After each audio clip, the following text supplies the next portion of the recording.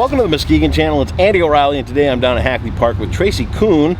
And behind us over here is the stage where it's all coming to an end this Friday, which is so sad to say. Parties in the Park, wrapping up its 35th year.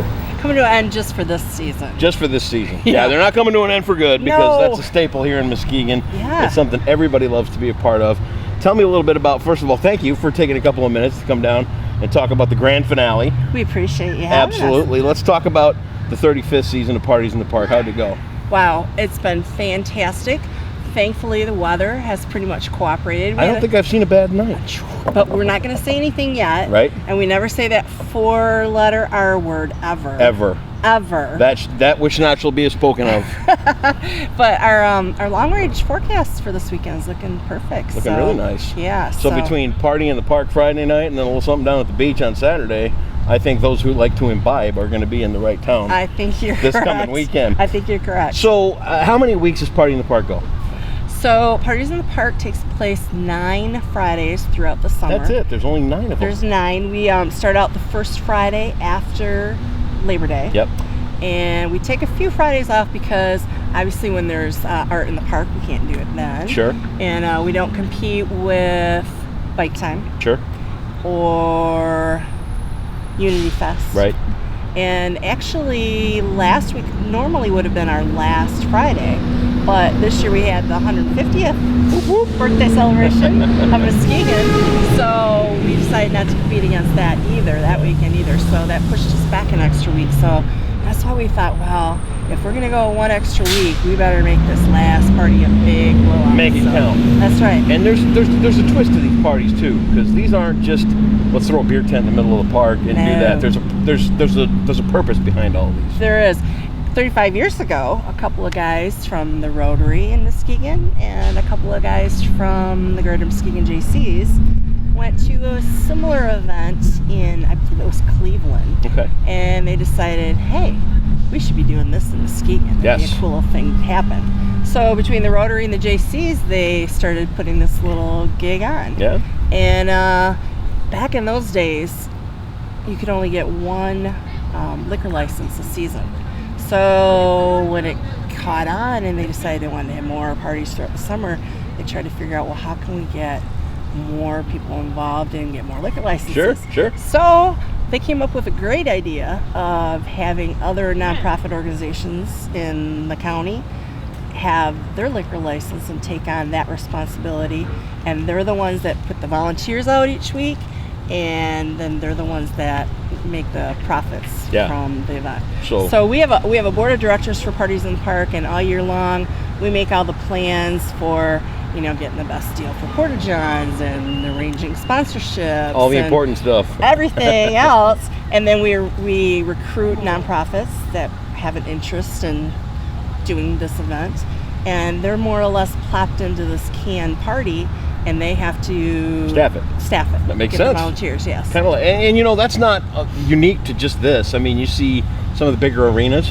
They'll have like this vending area sponsored by this band boosters or that kind of thing. So it's kind of common. Yeah. But we're going to call it unique to Muskegon. Yeah. Because that's what we do. And a lot of people for years, even though how we've been trying to really promote that this is different nonprofit organizations benefit from this. A lot of people just think, oh, this is going into a Parties in the Park coffers or something, but no, it's all for the greater good.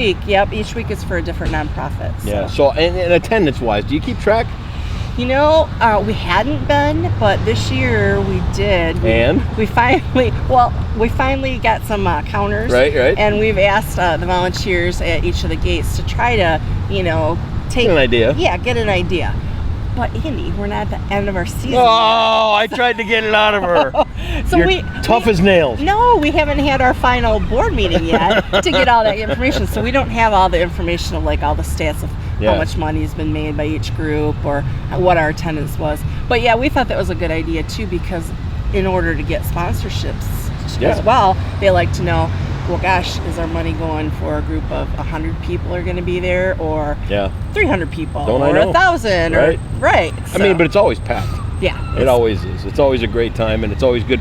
And for me, I don't drink or anything, so but it's just a collection of everybody coming together. Exactly. And that's one of the things that you know, in our community, and one of the things that we fight with, what I work with, is our own little silos. You know, we've got the Oak Ridge bunch, we've got the Mona Shores bunch, we've got the Muskegon bunch, the Muskegon Heights bunch. Well, Friday nights, they all can come here. Yes. And we can all catch up. And that's, to me, is what's so important. Exactly. And it's a free event. Yep. You don't have to pay anything to get in. Right. We have a great music, at least one, sometimes two bands each week. We have a lot of different food vendors, so you don't have to eat before you come down. Nope. We got lots of different food, all different kinds each week. We have a children's area with kids' activities. And they only serve light beer in the kids' area, so. You know. Don't say that. They know me. So yeah, it's a total family event, and like you said, a lot of people start their weekends this way of, you know, hey, head down and see who we run into and find out what else is going on for the rest of the weekend. And a lot of people do their class reunions for the weekend. They'll start off, you know, okay, our class reunion is going to be Saturday night, but we'll have like a pre-party. Everybody meet us down at Parties in the Park, and they designate an area in the park and have balloons and fly their colors of their class. And everybody meets down here on the Friday night. I love that thing. Yeah. This Friday being the last one this year, right? You got a big guest coming in. We do. We're really excited. Now, I've been in music 30 years, and you bring this guy's name up to me, and I'm like, huh? Right. So you got me on this one, but tell me about this guy. Well, first of all, we're going to open with a local favorite of Plain Jane Glory. Okay. So they're going to do an opening set. But our headliner, which is why I kind of wanted you to get the word out too, because a lot of people have that same thing as, who's this? Right. His name is Leif Elsati. Leif Elsati. Yep. Okay. He's a Michigan native. He grew up in Ann Arbor. Continues to live here in Michigan. He's been in music for going on about 25 years now. Okay. He got his degree from University of Michigan, and it's in jazz, guitar, and bass. Sweet. So he has music not scholarship. He's amazing. Yeah. How's that for the word? His graduate is in music. So anyway, then how I happened to find him, because of my love of music, I get sucked into the reality shows of American Idol and The Voice. Well, Leif, back in 2016, he was a finalist on NBC's The Voice. Was he really? And he made it all the way to the end. Okay. So he was in the top 4. Obviously, he didn't win. Yep. But his kind of style is not like the wing, you know, of those shows. Those typically, you know, they vote in the cute, young little pop person. Right. Well, Leif is very laid back, has long hair, big beard, you know. He's not the cute young type. Little pop that they can make money off of for years to come. Right, that everybody's going to vote for.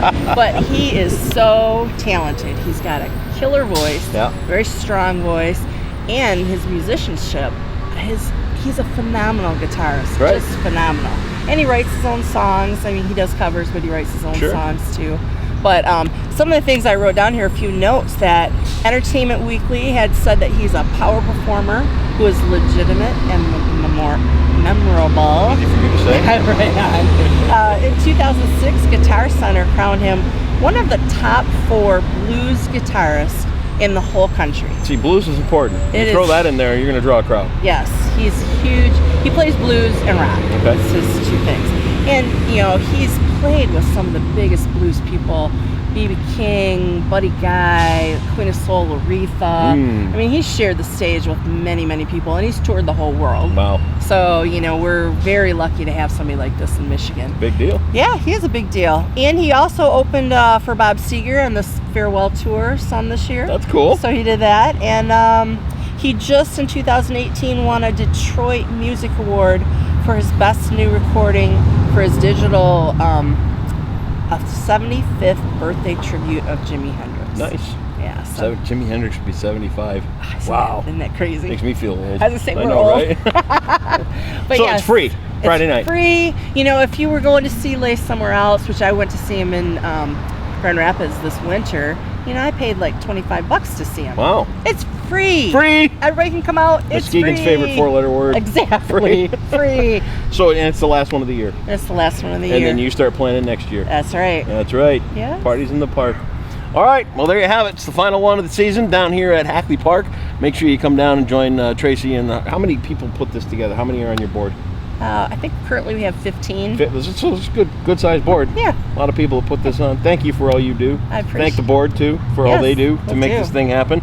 Great concert coming up free, and if you're in town for the Burning Foot Beer Festival, don't be a stranger. Come down and meet the locals. We don't bite. No. Might nibble, but we don't bite. No, Don't bite. And the weather's going to be perfect. That's It's going what to be we beautiful. want. Yeah. All right, this weekend, Party in the Park. It wraps up for the season at Hackley Park. Tracy, thanks. Thank you, Andy.